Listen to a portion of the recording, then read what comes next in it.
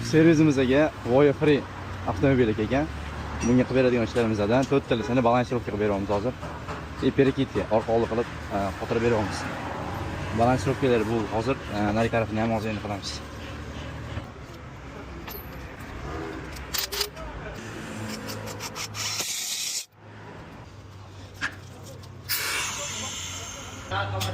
Ha?